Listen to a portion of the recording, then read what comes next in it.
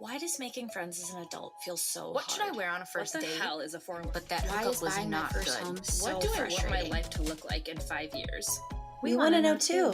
Since 2012, the Everygirl has been an online destination to help women around the world achieve the life of their dreams. Now, we're excited to bring you the same inspiring content with the Everygirl podcast. Hi, Everygirls. Welcome back to the show. So today's question, I've been getting this question so often. I knew I needed to do an episode about it so I could really go in depth with my routines and tips. Just this past Monday vibe check, which, by the way, if you don't know, I do a weekly Q&A on the Everygirl podcast Instagram every single Monday.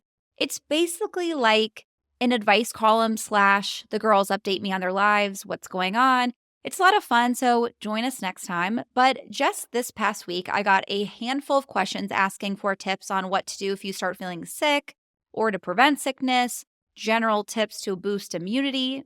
One of you asked, feeling like I might be getting sick, what should I do? So I will share all of my tips and routines in this episode that has dramatically helped me get sick a lot less often, or can help maybe minimize symptoms and shorten the duration if I do start getting sick. Just a disclaimer that I am obviously not a doctor. This is just what has personally worked for me, and I will share some research and some science behind these tips because I really do not want to add to all of this wellness noise bullshit out there. I very much believe in using my own body's intuition and feedback as well as scientific studies to guide my health routines. I think we've gotten a little too comfortable trusting wellness influencers for health and wellness advice, not to hate on them, but it's really important to remember that most of these people do not have credentials and also that every body is different. So I always try to share from both the research that I have found as well as my personal experience and what has worked for me to use as inspiration for you, but it doesn't always mean that it's right for you. So first and foremost, talk to and trust your doctor or healthcare professionals about how to treat and prevent sickness. And also remember that symptoms are a way your body communicates with you. So if you are frequently not feeling good, you want to start asking why your immune system is not functioning as it's designed to fight off bacteria and viruses, and work with your doctor to identify what your body's trying to tell you. Actually, when I do get sick, which, not to brag, but it's very rare these days, I know that it's coming days before I feel a symptom because if I'm drinking more alcohol than usual, if I'm not getting enough sleep, if I'm traveling, which causes me stress, if I'm not filling my body with nutrients from food, it is a recipe for me to get sick. Like, I know the factors in which my body will not be able to defend against the common cold. We are exposed to bacteria and viruses 24/7, but most of the time your body is able to fight them off.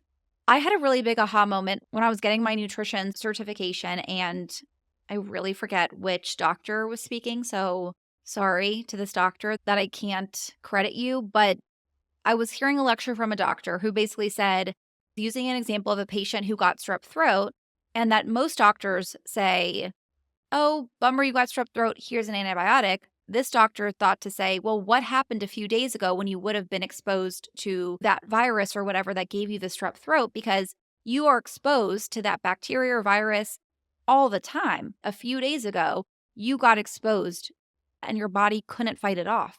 And I think that's a really important part of cold and flu season that we really don't talk about a lot. I think it's important to think about because when most of us get sick, we're like, it's that damn time of year again.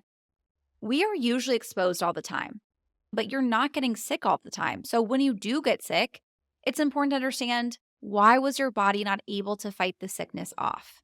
By the way, I'm going to have like 10,000 disclosures in this episode. I'm talking about like the common cold. I'm not talking about any more serious illness or COVID or anything. I am not an expert on any of that. So I'm really just here to give advice and insight on supporting the immune system to help your body function as well as it possibly can. And so when we talk about why the immune system may be suppressed in order to allow that bacteria exposure to cause you to actually feel symptoms, In my opinion, the biggest culprit, the number one culprit, is stress. Chronic stress really suppresses our immune systems. You've heard of the fight or flight response, where when we experience stress, all our energy needs to go into fighting or running away. So this means diverting energy away from long-term processes like immune function. So it basically has to suppress your immune system in order to have all that energy go into run away or fight. High cortisol levels affect the immune system in a few ways. Chronic stress reduces the production of certain white blood cells, which are essential for fighting off infections. Stress also increases inflammation, which has been linked to a higher risk of autoimmune diseases and chronic conditions. Inflammation can also worsen symptoms if you do have a cold. And prolonged sympathetic nervous system activation can lead to immune dysregulation. So that emotional stress, high cortisol, fight or flight response is, I think, the biggest culprit. And then if you do what most of us do, which is combine that with not getting enough sleep, highly processed foods, not getting enough antioxidants through foods, these are all stressors on the body, and they can suppress the immune system additionally. Now, this isn't to say panic if you're having a stressful day or that you can never have a glass of wine or mac and cheese without getting sick. That's obviously not the case. Think of your health like a river. Your immune system functioning optimally is like the water is able to flow freely. One stressful day, one margarita, piece of pizza here and there, a bad night's sleep. These are like stones and sticks. One here and there thrown in is no big deal because the river is flowing freely and just washes the stone or the stick along with the water. It won't suppress your immune system in any big deal that's going to cause illness. But when you have a lot of stones and sticks at once, or maybe there are a few huge boulders and big branches, then it creates a dam and the river stops flowing. And that's when we get sick. So all this is to say, my first tip is to start getting curious about what's going on for you when you do feel under the weather. You can actually come to expect it like clockwork if you really get to know your body well. And that means that you can do more to support your body when you know you're in a highly stressful time, or you're not getting a lot of sleep, or you're drinking more than usual. Back to our metaphor, you know I love explaining health through a metaphor. Some of these practices I'm going to share can help remove the boulders and the branches, or can maybe widen the river so that your water is able to flow freely. AKA, you can support your body's immune system if you're aware of what may be suppressing it. I have actually come to realize that getting sick for me, which, typically feels like such a bummer and an inconvenience. Like, of course, I get a bad cold at the worst times, like when you're going on vacation or you have a big presentation at work.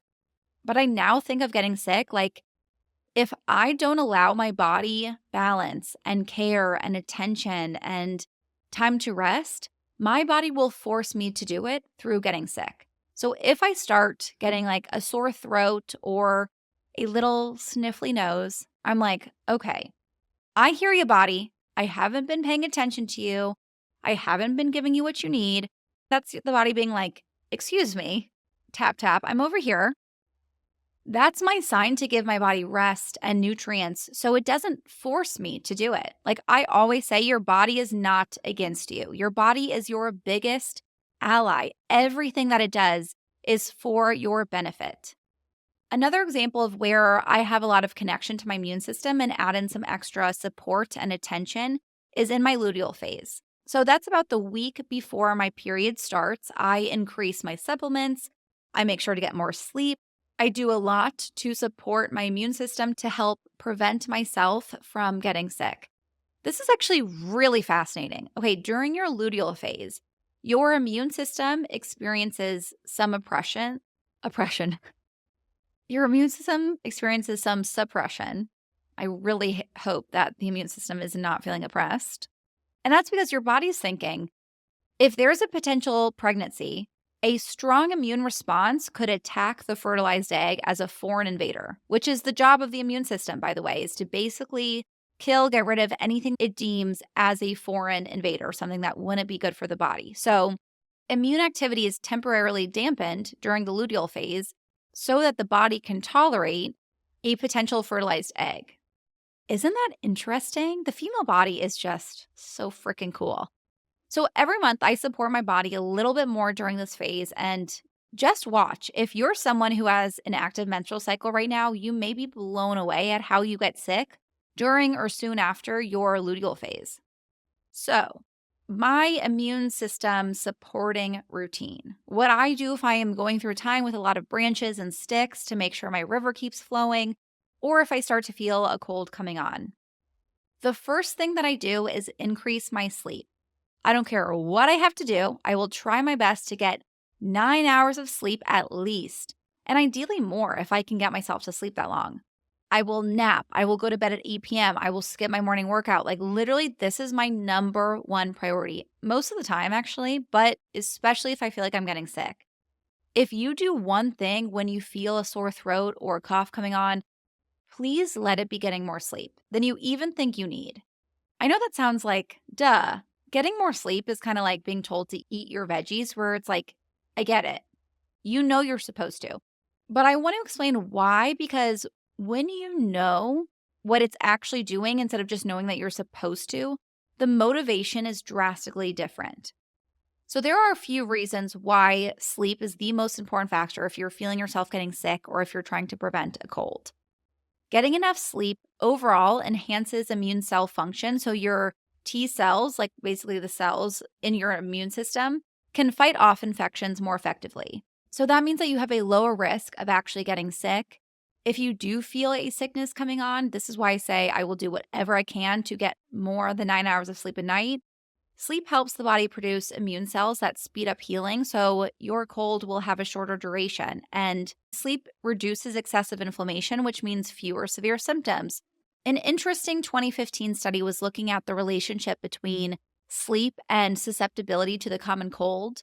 Researchers monitored over 160 healthy adults tracking their sleep patterns, and then they exposed them to the rhinovirus, which is the common cold virus. Participants who slept less than 6 hours per night were over 4 times more likely to catch a cold than those who slept more than 7 hours. So even just that 1 hour makes a difference. There was another interesting study from 2002 that found participants who got a full night's sleep, so like over 8 hours, after receiving a hepatitis B vaccine had twice the antibody response compared to those who were sleep deprived. So basically what this found, getting enough sleep can make your vaccines more effective because sleep strengthens immune memory. Next up, supplements. Okay, this is my supplement spiel for your immune system. You've probably heard of taking vitamin C, which is a really good thing to take if you start to feel sick because studies show that it can shorten the duration of colds and reduce symptom severity. It also boosts white blood cell function, increases antibody production, helps your body defend against pathogens. Basically, all functions really helpful for supporting your immune system, helping it do its thing, like from multiple different angles, which is what is really cool about vitamin C.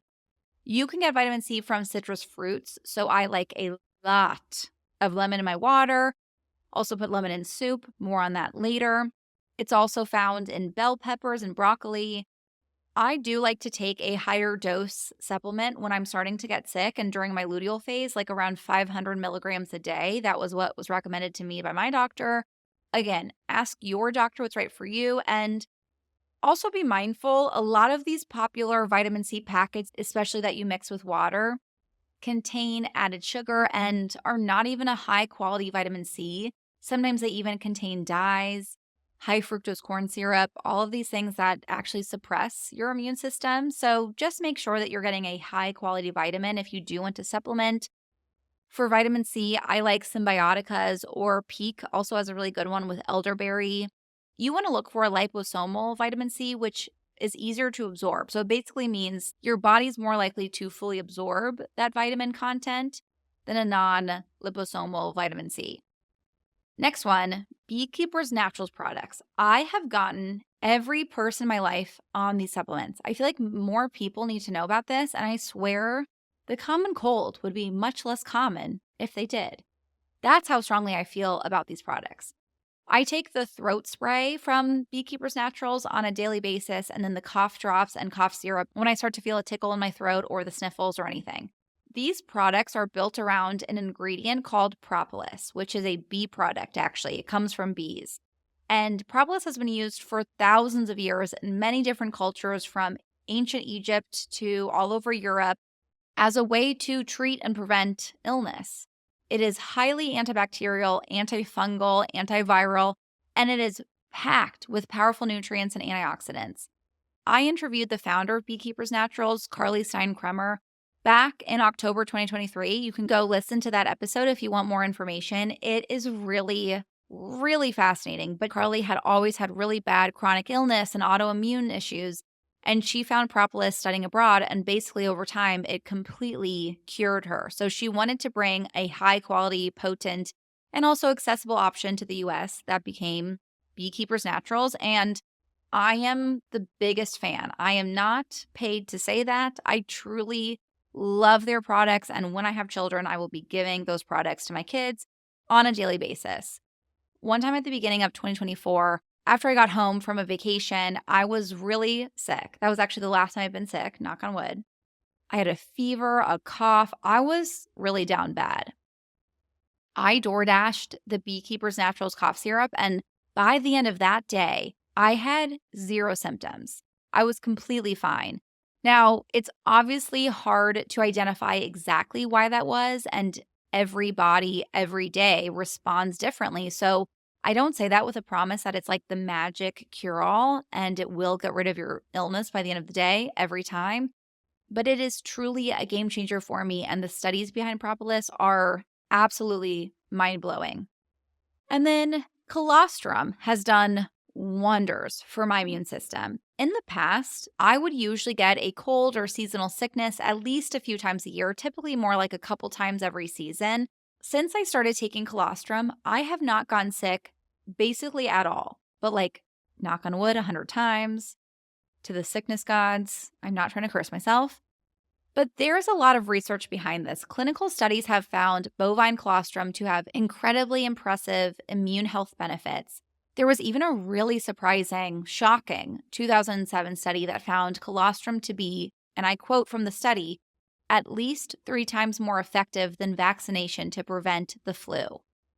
I am not saying anything about vaccinations, just presenting you with findings from this study that proved how insanely powerful colostrum is. Of course, it is hard to pinpoint if my newly found ironclad immune system was specifically due to colostrum or if I had, it could always be like unintentional changes in diet, sleep, environment that also added to it. But based on the research, I am assuming it's more than coincidence. So I take colostrum every day. I like the Armor colostrum and just do a scoop of it in my mouth in the mornings. I don't mind the flavor. To me, it tastes good. I get the unflavored and I like it. So those are really the most game-changing supplements in my opinion. Obviously, there are so many other immune-supporting supplements on the market, but those are the things that I regularly do and that I truly believe do make the biggest difference and have the most research behind them. I will link all these supplements in the show notes if you want to shop them. So go to the everygirlpodcast.com. Some other things I do when I'm getting sick or trying to prevent getting sick. The green juice I make, I swear, knocks anything out of me. I've shared this juice recipe before. It's my absolute go-to. It's spinach, half of a whole lemon, so seeds, peel, everything, pineapple, cucumber, cilantro, mint, ginger root, and I do like half coconut water, half regular water. I don't have a juicer. I feel like I'm not adult enough for that yet, but I just blend it all together in my blender and all the ingredients are really water dense. So the consistency is more like a juice than a smoothie anyway. I personally like keeping all the fiber and the other nutrients that would be excreted through juicing, but you can definitely make it as real juice in a juicer if you want. This juice is the MVP, okay? It single-handedly supports so many systems of the body, from the liver to the gut and digestion to the immune system.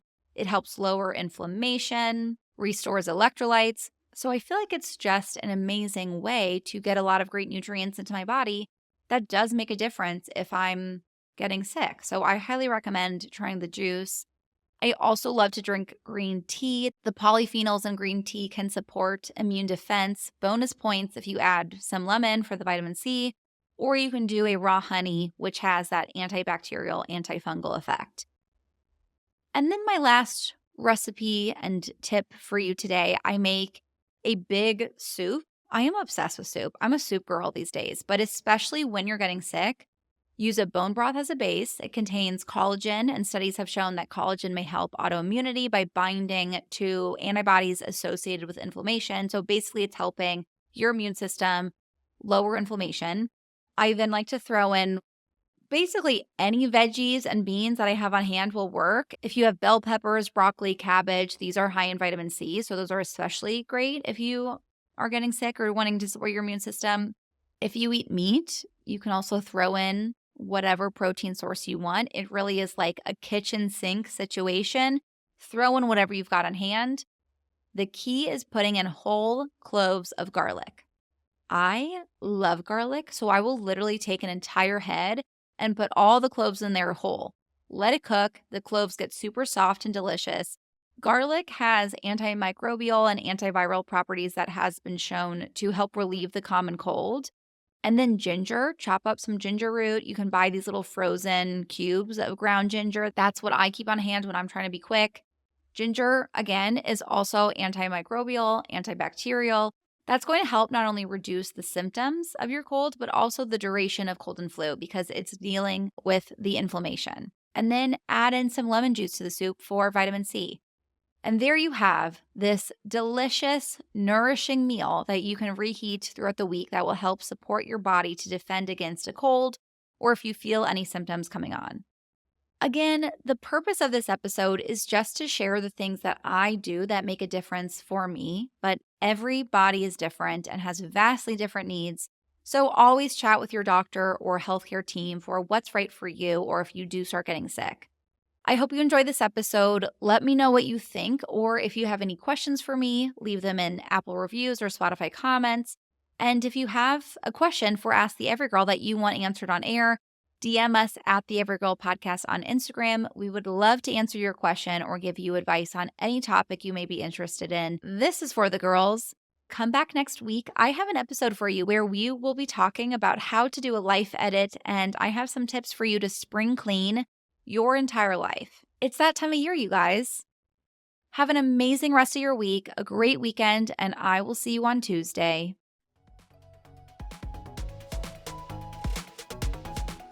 I hope you enjoyed the episode. I know I sure did. Please do not forget to rate, review, and subscribe. It really makes a huge difference for our show so we can keep growing and bringing the content that you love. If you want more info, you can find us at the Everygirl Podcast on Instagram or at theeverygirlpodcast.com. Talk to you next week.